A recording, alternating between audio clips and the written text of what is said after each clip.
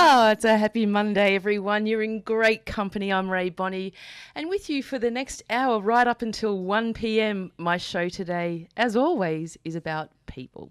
Recognising that it really is okay to not be okay. It is the last week of November and just 28 days until Christmas. And in the spirit of my show, I just want to give a shout out to the people who don't experience the joy and festivity of the season. And for those who have lost loved ones, who actually don't have loved ones, or for whatever reason, it's absolutely okay not to participate. You'll probably also save yourself a crap load of money and stress at the same time. But today in the studio, I have some musically themed mayhem for our listeners. Now, Glenn Patrick, he's been here before. He's a singer, songwriter and full-on frontman of well-known Melbourne-based band Collegians. And they're an alternative rock band formed back in 2014. Other band members include James and Vince Lee from the hit 80s band Pseudo Echo, all being inspired to produce great music because of the connection it makes with other people. No matter where you are, what you're into. And Glenn actually said to me once, music is such a blend these days that an audience reflects that. So there you go. We just want to get into that emotional level with crowds and with whoever gets into the music. It's all give and take, and we're looking forward to the possibilities that lay ahead. And today, Glenn is talking to me about the rocky, risky yet rhapsodical world of rock music. He's going to play live in the studio and later introduce their second much anticipated single, Black Mass, which he's also going to play live. This very song smashed into the Australian iTunes rock charts at number 9 and stayed there for ages, positioning this amazing compilation for a chance at Tuesday, that's tomorrow's ARIA Awards. I'll be drawing my extensive and exhaustive research findings, highlighting the impact of Collegians music that inspires people around vulnerability and sometimes in relation to donuts. Welcome to the show again, Glenn. I don't know how I can top that. I really don't. I'm breathless. I just walked 3 kilometres to the studio. I'm still catching my breath. And you still beat me, so well done. I did.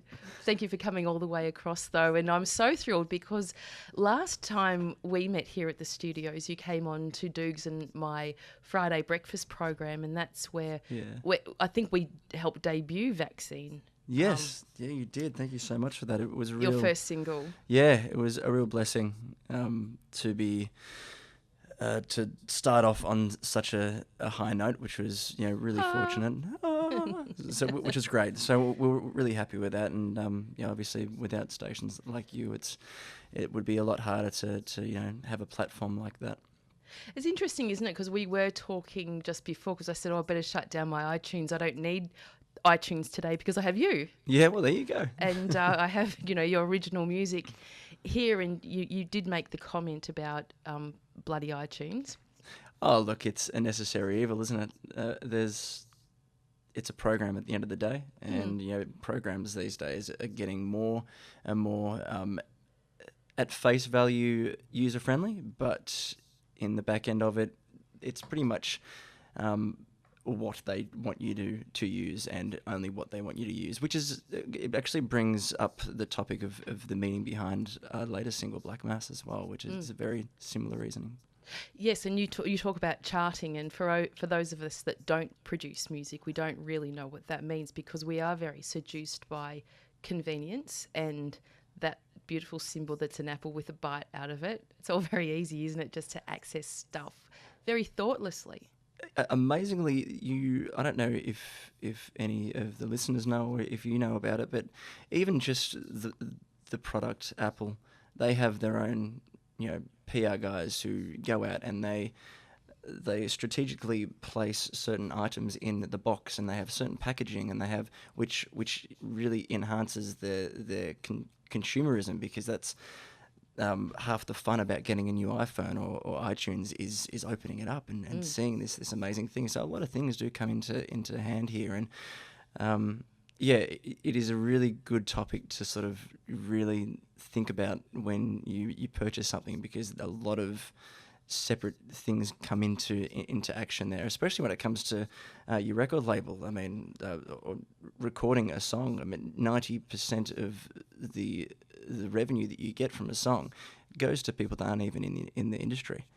Oh, So it's, really? yeah. So the people that are actually producing the finished piece. Yeah, well, I love major labels. I love indie labels. I would not take anything away from anyone because everyone needs to put food on the table. But you know, you get to a point where you see that there's all these PR guys, marketing, distributors, tour managers, everything, all that comes out before an artist gets a cut.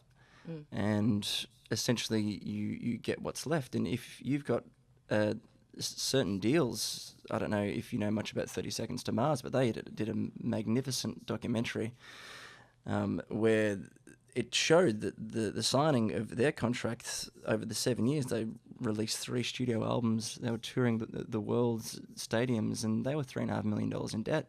Wow. And that was just a you know, Sounds like bad management. yeah, Actually. it was a bad deal, but Yes. yeah, at the end of the day, it's you just need to watch out. Yes, and it is, as we said, quite a seductive industry because, it all starts with that passion for something that gets built into something that could be taken advantage of for people who are less, I guess, adept at managing business, because it is a business after all. It is, and if you like business, it's a fascinating business to be a part of. Strategies, because there's so many new platforms, social media, and you can do a lot of things independently. You can record from your home now, and there's so many good things. Yet there's still so many bad things that have been in like burnt into the industry since day dot. But it's just something that you should be aware of. You don't need to be negative about it. There's nothing wrong with it in a sense where, as long as you're aware and you know that there's other avenues, then I think that's really the headspace you really need to be in. Well, speaking about headspace, I've been massive fans of you guys, and I can't even remember how we met. I know somebody put me in contact with you who'd heard the show. Yeah, I think it was one of the guys from our indie label just Facebooked you or something, I think. Yes, Yeah. something like that. But, I've been doing a lot of reading. As I said, I do exhaustive research for my shows. I can see. And and I was reading a lot about various articles being written about you and the band, mentioning vulnerability, the word vulnerability coming up quite frequently. Yeah. And in relation not only to the music that you produce that really exposes that, but what does it mean to you, Glenn? I mean, you've been in the industry for a long time. The good thing is with music is, even though it's an artistic release, whether it be if you just enjoy music, it helps to relieve anxiety and Release. So release. that is a combination of relief and release, isn't it? It is really, yeah. You just coined a word. There you go. Put it in a song. I put it in the dictionary in the song. But no, look, I think it's funny because our first track was about addiction, and this one is about being spoon-fed media. And I think it does really come down to really knowing the fine line between art and business, and being an artist and it really being raw and personal. We're talking about Black Mass here. Black Mass, Yes. yeah, we're talking about Black Mass. About being spoon-fed Media, yeah, Okay, that's right, right, yep. yeah. Which is why you've got all your voices and your American Idols, Australian Idols, all that. Because music is your own. It's subjective. Yes. So the good thing is, you can have a song, and someone can hate it. There's always going to be someone that's going to hate your music. There's always going to be other people that are going to love your music, and that's the really good thing about music, because you're just releasing yourself. Yeah, that's right. There's that word. Releasing yourself from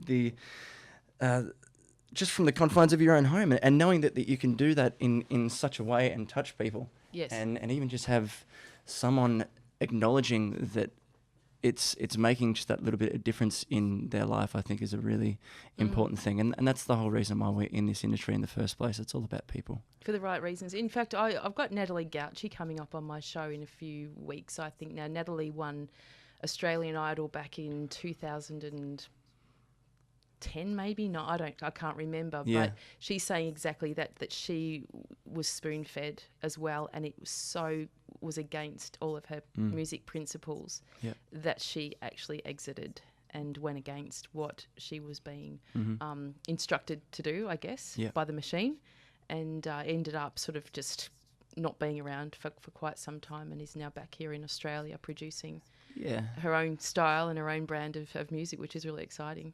It's great that you can, as I said, we've got a platform to be independent.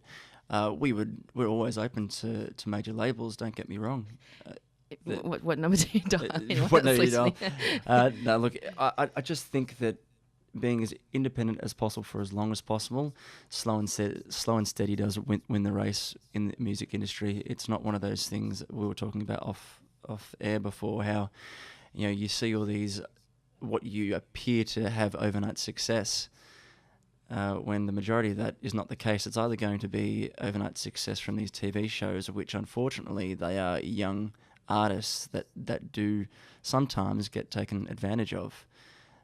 You've got to remember the major labels lost a lot of money from illegal downloads and the change in the industry over the past 30 years, even over the past 10 years, which can really affect an artist in a lot of ways, which is why people such as Natalie is going off on her own. But I think if you just create a demand yourself, if you create just what you love doing and know that it is a business, so you do need to take it seriously. Yes. But as I said, you just but need not to against your values, not against your ethics or your principles, which is hard when you need to put food on the table. And like even talking to Natalie the other day, I said, where are you? She goes, I'm on the train station at the moment, catching a train out to Baronia to go and see some members of her band to work out something or other. Now, one would consider that perhaps Natalie wouldn't be catching a train out to Baronia to do anything back in the day. Anything in Baronia. That's in Baronia, you're not going to Baronia. But that's the reality of it is, and that's, I guess, my original question to you was that you've been in this industry although you look very baby-faced, you've probably been in music for your whole life. And there must have been times where you've thought, should have been an accountant. Never. Never an accountant. I'm terrible with numbers. But there's always going to be a time where you're going to doubt yourself. You're always going to be your own worst critic. And I think that's important to have as well. You need to, be, almost on the verge of being desperate before you can really see the scope of the industry around you. And I personally haven't been as successful as the boys in my band have. They've had heaps of success over the years with various bands, but I don't count myself unfortunate for what I've experienced, because that just brings my own personal experiences to the table, and it's something that not necessarily the boys know about, because they've always known themselves to be, as a band, and they've worked their entire life in music, where I've had a bit more of a struggle when it comes to trying to get a little bit more notoriety than them. But doesn't mean that they haven't done any less work. Have you had to have like a / career at this, to support yourself through other means? So what other things do you do to support your passion? I'm a carpenter during the week. Get out! Yeah. You look a bit Jesus-y, actually. Yeah, that's it. I'm a carpenter from Baronia. So I don't catch public transport because I need my tools, and I'm also scared of the little voice that comes over the train. And so the next stop is Nuttawading, the next stop is Mitcham, and then when it gets out as far as Baronia, it goes to this deep-seated voice like, the next stop is Baronia, get out. Get out. Get out while you can. I did not know that about you, Glenn Patrick. We'll have to have a chat with you off air about that. You got a kitchen renovation that you need doing. I've got so much I need doing. But that's interesting though. So how do you manage that? Because I mean that's another form of creativity, I guess. Is it? Do you do like frames or internal stuff? Or my favourite's restoration, but I'm trying to tone down the work as slowly but surely. I'm down to about sort of 3.5 days a week now. I gig most weekends. I'm a DJ as well, so I just want to And I'm loving, once again, I'm really passionate about the industry now and the business end of it. Since, Collegians started, I've had to throw myself in the deep end. Well, I've never done it like this before. And I think it really helps to know where you are placed in the industry, because Australia is essentially you're picking up scraps. That's what it feels like. Yes. When you get wins, whether you gain a commercial station, you get rotation here, you sell, you get charted. So many points come into play, and unfortunately, because of the lack of ratio and the lack of strength in the industry out in Australia, it does feel like you're just trying to pick at crumbs. Well, it's like anything in Australia. I don't mean to be a Dippy Downer on Australia, but when we produce great talent, which we do, they go because the opportunities are elsewhere other than here. And I was also talking to you before about an organisation, a not-for-profit Entertainment Assist, and David Mann from 3AW. He was in here a couple of weeks ago. He's the chairman of Entertainment Assist, but they're a not-for-profit that looks specifically at mental health in the entertainment industry and suicide prevention, because of what we're talking about now, the lack of security and also lack of support, I guess, of people's passion, which is because of, I guess, where we're positioned in the world, and also our infrastructure here is not as strong as it might be in the States and in Europe especially. Yeah, and that doesn't mean that it's not accessible to people in Australia. The world is a lot smaller than ever now with the internet. People who have got personal issues in the industry, and with music, as you mentioned off air, it does seem sometimes like it's an overnight success thing, but a lot of struggle can also, in the majority of the time, you get. There's so many stories that you hear out of it. Delta Goodrem, Kylie Minogue. I mean, those two, for instance, they had cancer from, who knows what that could have been from. And it was always going to be at a peak point in their life as well. And you hear so many people in the industry. We're just talking, Chester and Chris Cornell. And it's unfortunately a horrible, but, real issue that we're all just facing, not just in the industry, but around the world. I stood on a stage the other night and reminded everybody, of every second of every day or every minute of every day in the world, another man kills himself, and not many people know that. So it's not even an industry thing, but in, for example, the entertainment industry or Hollywood, it's more pronounced because we see it. It's reported through the media. Yeah. So we go, it's because of the industry, and not actually looking at men's issues per se, which is something that I do with a high powered microscope. Yeah, and look, I think that having being in a position such as yourself, being a radio presenter and everything, you can either look at the point in your life, whether it be okay, I can take my 15 minutes of fame and really indulge in it, or you can reflect it back on people, and I think that's a really important thing to do, which is why a lot of advocates for mental health, for cancer research, for AIDS research, poverty all around the world. You've got people like Leonardo DiCaprio having a 45-minute speech at the Oscars. There's reasoning behind that. It isn't just this drawn out speech. It's because they choose to use their time as wise as possible. So I would never be mocking people like Bono. I mean, he gets a lot of clout, obviously, doesn't he, for it. But it's just people with a platform again. That's right. And these people are advocates, not unlike yourself. And I think it's a really important thing. Oh, it's not about us. It's about the message. Yeah. And as you said, if you happen to have the platform, well, that's fantastic, and depends on actually how you want to use it. So you're going to play something for us in a minute. Yeah. Because can you believe we're already 25 minutes into our show? We just talk too much now. We do talk too much. No, I love talking to you. Actually, I love getting messages from you and I noticed a lot of stuff that you do post also. You always put kisses on the end.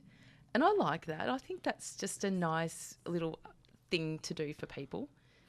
Yeah, I don't like the the bulk, whether it be a bulk post, whether it be for instance, we have our own independent label. We have our own.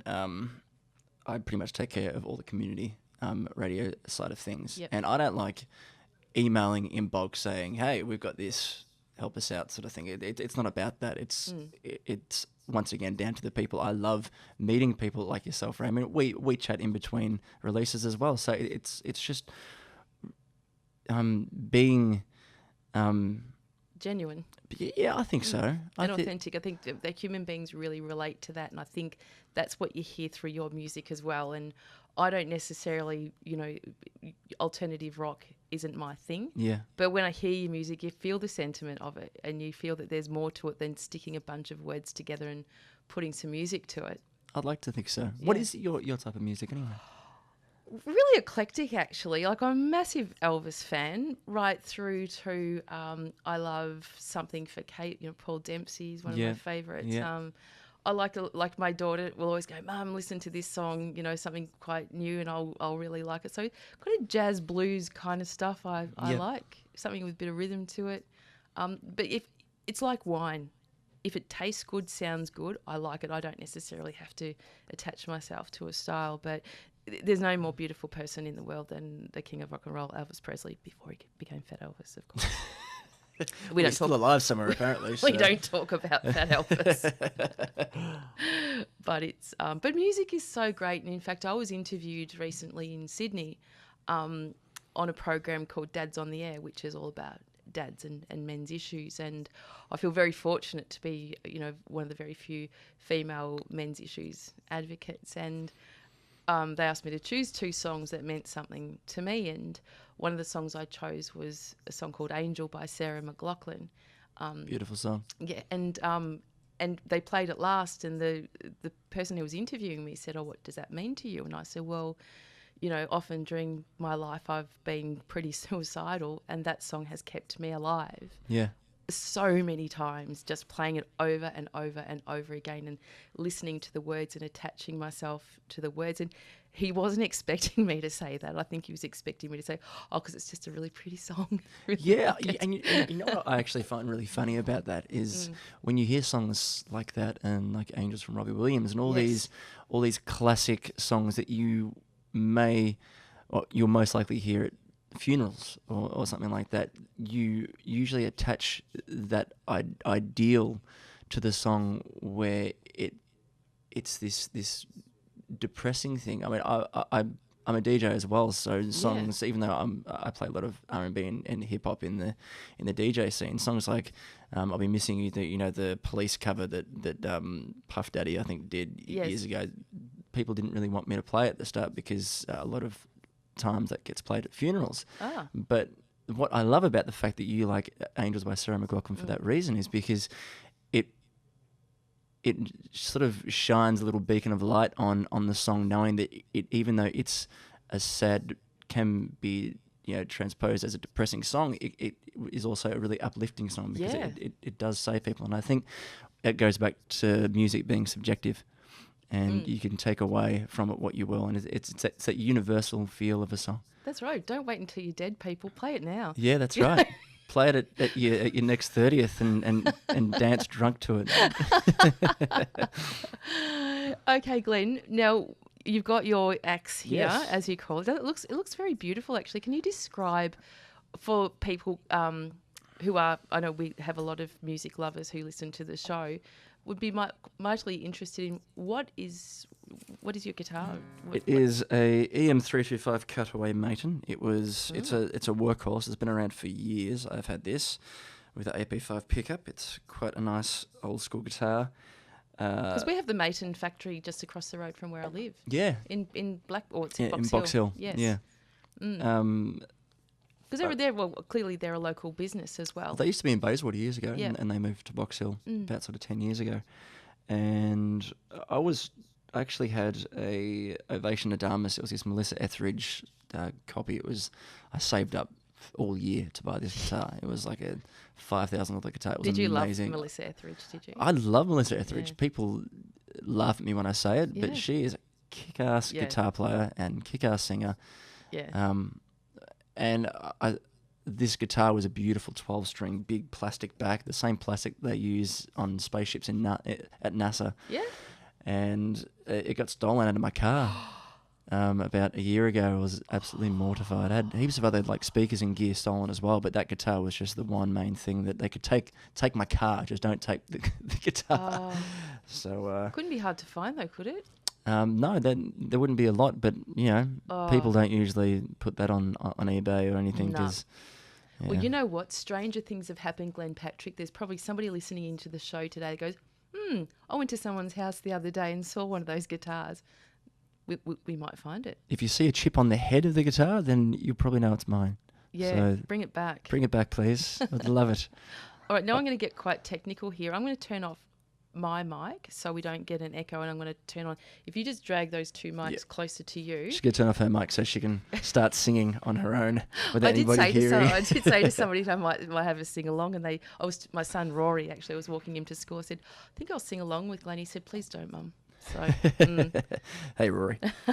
Now, you can intro your own song, please. Yeah, sure. This next song is Black Mass. It's our second single. It's the acoustic, unplugged, and alone version. Do I count you in or anything? Yeah, count me in, yeah. Is it a 1, a 2, a 1, 2, 3?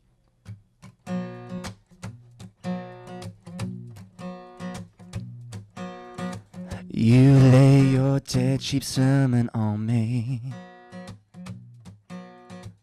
It's around my neck, it's poison my head. I don't wanna breathe with you when you are not what I wanna be, yeah.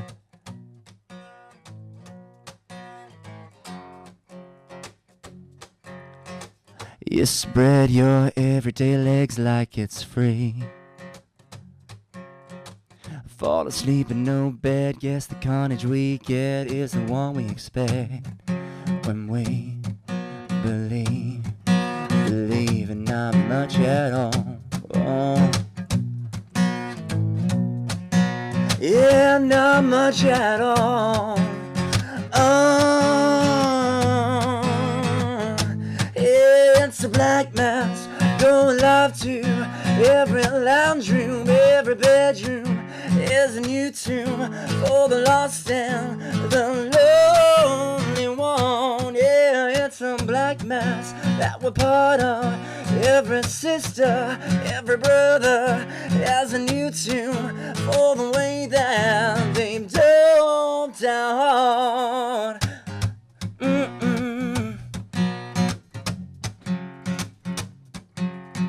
There must be something better than this. How we get this far, we as blind as they are. I don't wanna think that you and me are too high to get down on the street, yeah. Too high to get down on the street. Oh,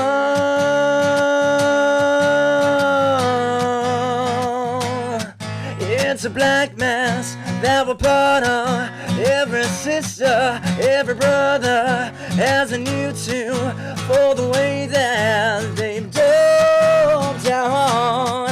It's a black mass that we're part of. Every sister, every brother has a new tune for the way that they've dove down.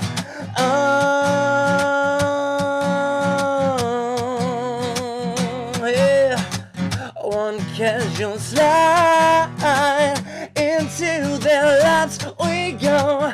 Some cozy ride, it's to their horror show. Don't call me now, I've got some things to do. Don't call me now, I've got a box set to get through.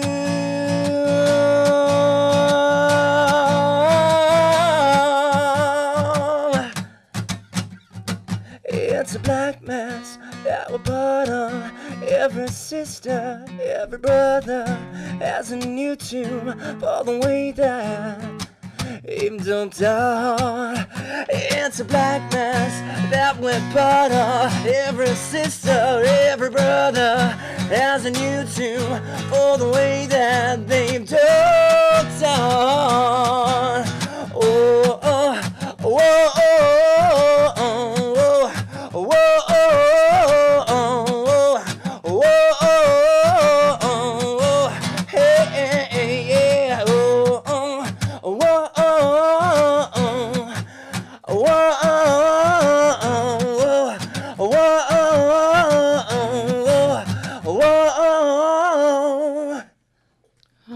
Well, there you have it. That was Glenn Patrick, lead singer of the Collegians. And that was Black Mass, their latest single, which I believe you're going to win something at the Arias tomorrow night. Is that right? Not win something, Arias. We're going to get hopefully get into the Aria charts. So that's how much I know about. Can't get that too carried away yet. Oh, right, okay.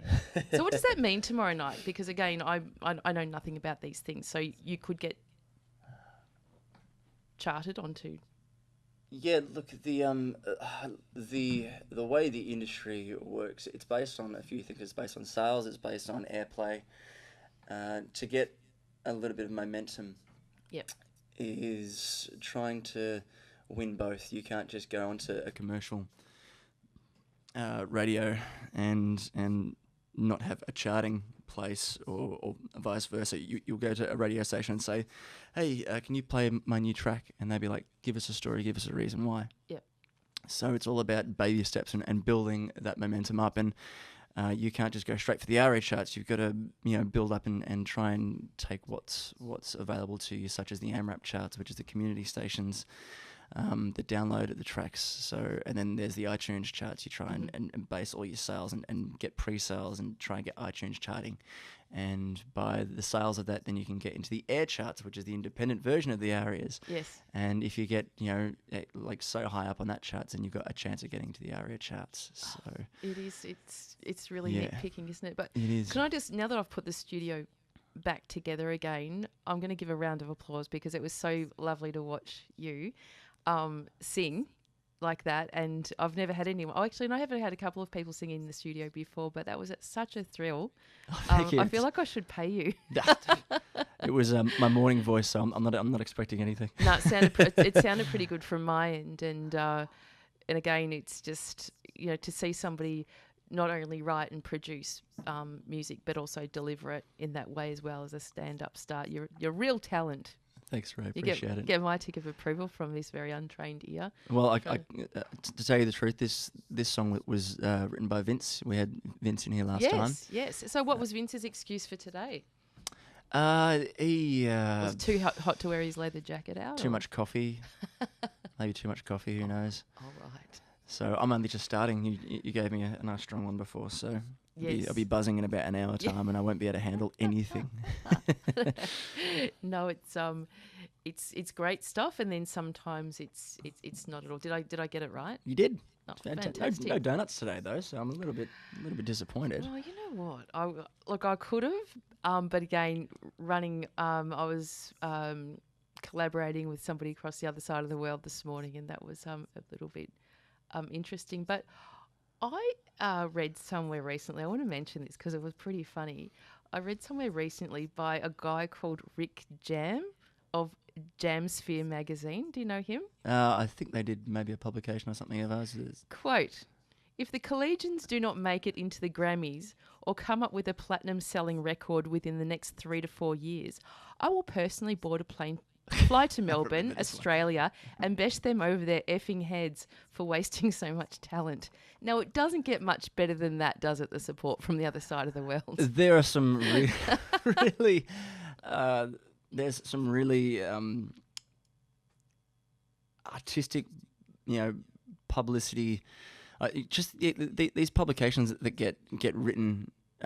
Sometimes they get redone and redone. They get copied from blogs and other publications. But once in a while, you get some really original, clever artists who are writers that come out with lines such as that. And it is, when we saw that, we laughed our heads off. We really did. I'm going to get in contact with him, and I'm going to have him on the show just for a little segment, I think. Yeah, definitely. He sounds like he's got it all going on. He does. He really does. There's some really cool guys out there who write some really good reviews for people, but that one's definitely one of my favourites. Yeah, for sure. it was mine for sure. Now, going back to vaccine, where we didn't meet at vaccine, but when you introduced vaccine here at 3WBC, then followed later by Black Mass, which we've just heard live in the studio. I thought very late in the piece that I'll record it, so I did do some video work, which I will put up on the website later so people can have a look to see what it sounds like. Yep. But were you expecting for Black Mass to pick up so fast? It was actually one of those overnight success on a small scale. It was actually a very slow starter, which we knew it would be, but we didn't know it would get to this height. Vaccine was, as I said to you off air, a safe song. It was designed to be a debut single, so we could test the waters, and we're still trying to figure out what the sound of Collegians is really at. And Black Mass was more of a lefty style song, which took better with a lot of commercial stations, with a lot of community stations, and with sales and everything as well. So I don't know whether or not it's just because it was a build-up from vaccine, and it's slowly building up from there, which I think would have a little bit more to do with it. Yes. Our strategies have changed a little bit as well, business-wise. Oh, okay. And it's about choosing your battles. And Black Mass, we're extremely happy with how it's going. I mean, even if it stopped now, we'd be over the moon with it, because we are just a new band, and we're still in the top 5 in the AMRAPs. We've been there for a couple of weeks. As you said, we were number 9 in the iTunes. The Air Charts comes out today, so forecasting for that looks pretty good. But just the fact, more than all the statistics and all that, it's the really good feedback we've had from people, and all the really beautiful comments and the support we've had from overseas, from Australia, is just so overwhelming, and we can't thank those people enough. Well, it is testament also to the music that you're producing as well. And I was to say, hey, let's keep playing this, because it is really good, and it is stuff that's produced by local Australians, not only for Australia but for the world. And Baronia. Don't go to Baronia. Or if you go to Baronia, you just duck while you're driving through so you don't get shot. You can't say that. There could be Baronians. I'm from Baronia, so I can say that. Yes. You don't still live in Baronia though, do you? Temporarily. I was over in Yarraville. Now I'm living back in Baronia again, just for with your mum and dad. Interim, just for the interim. The things we learn about our guests. That's exactly right. Now, Glenn, can people see you guys play live? We are currently not playing many gigs live. We're going to release a couple more singles first. Back to the slow and steady wins the race. You see a lot of artists that release EPs and albums at once before they anyone really knows them. And I think it's fair enough if they want to do that. That's great. But I just think in this day and age, it can really shoot them in the foot where if you build up a bit of a following first and allow people to digest the music with a few singles, and then release an EP or an album, which is what we're looking at doing sort of early to mid next year, and then tour off the back end of that. Because otherwise you'd have to just go and do a bunch of covers to fill in, or just do a Hamish and Andy and turn up and sing 2 songs. It's one song, wasn't it? One song, yeah, they're one song. I think it was one song, yeah. Actually half a song. Yeah, they didn't finish it, did they? So yeah, that's pretty much where it's at. I know that we've got a couple of artists that we know that are looking at releasing just an album or an EP, and we're trying to sort of sway them into just releasing some singles first. Yep. It just really helps build a network. It helps build essentially, at the end of the day, it's like a big family. Yes. And the music's your baby. Your brothers and sisters are your band members, and your external family. You like yourself and your record label and everything. Being independent, once again, it is extremely good because you get to choose your battles. You get to choose everything, which does help get rid of a lot of the anxieties about it. We've got control then, haven't you? That's right, yeah. But I think if we just keep plodding along, doing what we're doing, and building this, and hopefully let, when it is time to sort of go for a major or something bigger, let them come to us, because at the end of the day, we're just doing this for us at the end of the day, and for, for people to be able to hear the music. So. Speaking of them coming to you, what kinds of people are typically attracted to your style of music? That's a really good question. I have great questions. Yeah, you do. Yeah, and you know what? This is probably my 50th interview over the past 2 or 3 weeks. It's been an extremely intensive. Wow. Yeah, been interstate and everything this time around. You do interview very well. I love having you on the show. Oh, thank you so much for having me. I love actually being interviewed by you, because you come up with some really, really good questions. I think the funniest question was a random one by a couple of other guys, and they said, "What's the weirdest Christmas present you've had?" And I didn't know what to say, because it wasn't anything to do with music. I said, "Toilet brush." And then it's not even weird. No, it's not weird. Practical. Yeah, and then a few questions later, they asked, "Have you ever had to lie about an answer while being, asked questions on air?" And I said, probably the toilet brush thing. But no, this is great, because we get to really delve into the innards of the industry, and I think it's really important for artists to know. And if you're really looking at how anxiety and depression works in the industry, this is a massive factor. And I think it's just being aware and knowing that you can talk about it. But can you? That's always my question. In fact, I hopped onto 3AW last night, and they had a panel on with Sally Coburn, Dr. Feelgood. You might remember her from the 1980s. Yeah. And Sally does a great health show on Sunday nights, and they had a panel of people in the emergency services around mental health. And I jumped on and sort of, raised the question around, can men really disclose their issues in any industry at all? Because, we talk a lot about male privilege, and I think more about male disposability, and that men really can't talk. Because typically in Australia, a conversation between men goes, "How you going, mate? Yeah, good." That's it. Yeah. That's the whole conversation. So, it's not really, we don't really create environments where men can talk. But, you talk about your family being the band, your brothers and your music being your baby. Do you guys support each other really openly when it comes to how you're feeling?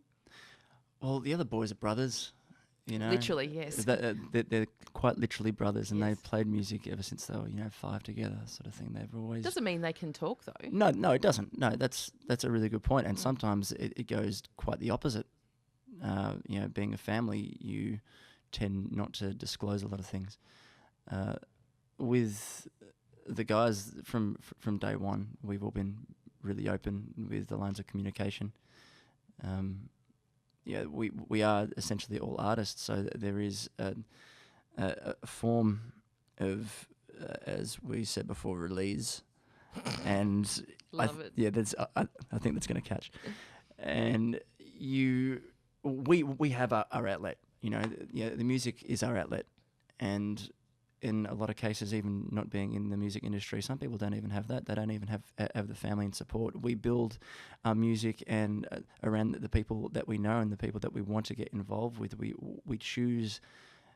It's friends of the family we choose at the end of the day. And if you have a strong network, I think, and you're able to talk about these things, it does bring. It won't necessarily cure it. I think it'll just get you into a better headspace where you can allow yourself to overcome parts of it. Well, it's not about curing people against feeling. No, it's not. We're just so desperately afraid of sitting in pain. We're so afraid of being sad or angry or expressing emotions that, don't look pretty. Yeah. And now because of the over-literacy, in fact, I'm meeting with a guy after this who talks about literacy in the mental health space, that we are overindulging ourselves. Like every time somebody has a situation that occurs, like your dog dies, and you're really upset, you get medicated, Yeah. or, you break, your husband dies and, you might be grieving for a year. That's not a medicatable, situation. That's a distressing time Yeah. of your life where, with that love and support of an infrastructure, you manage through it the best you can. Yeah. There's nothing wrong. No, no, that's right. Look, and I really implore you for what you do, being an advocate for, mental health, and it is you're a part of it, so you know the statistics. I don't need to throw them at you, and it has been increasing not just because of ratio of people, but if you take the ratio of people out of it, it is still increasing, and a lot of that has got to do with things like social media. And even though it can be a really good thing, you have this device in your hot sweaty hands that you can pick up any day, and it's essentially a smoke and mirrors platform where you can pretend to be like you're on top of the world, and you can lock your everything away and just be involved in that, and that's just a diversion. That isn't a helpful thing.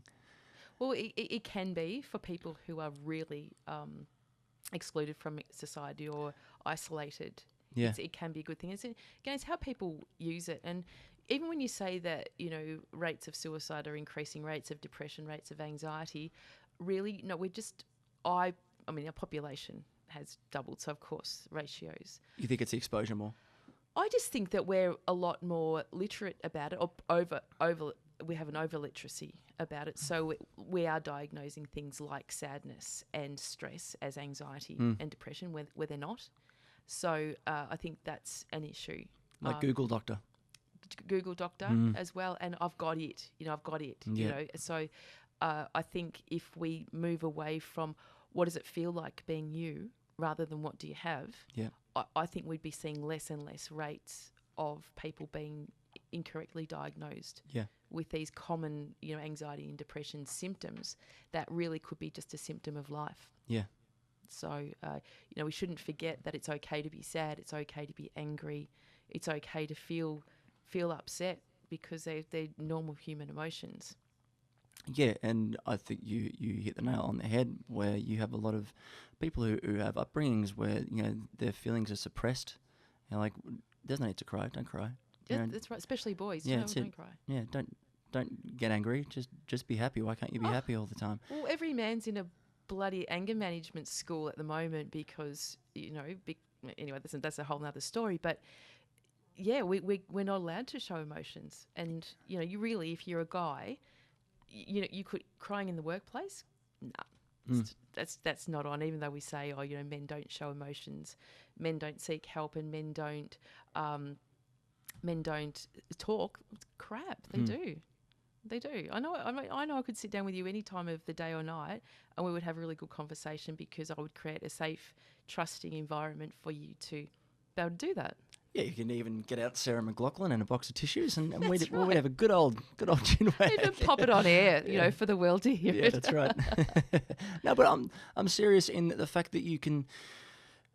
There are more and more platforms where, we are beginning to open the doors. It's not enough, obviously. Yes. But it's good that we're having a conversation. Well, we are. Yeah. And this is one of those amazing platforms where just through conversation that people hear and absorb things that they may not have thought before, like it is okay to not be okay. And, it's not the end of the world if you're not feeling happy, that, you're not feeling Facebook happy. Yeah. Like, who puts rubbish photos on Facebook? Like, nobody. No, that's right. Really sad today. Now, Glenn, we actually have to wrap up the show because I still have one more track to play, and that is...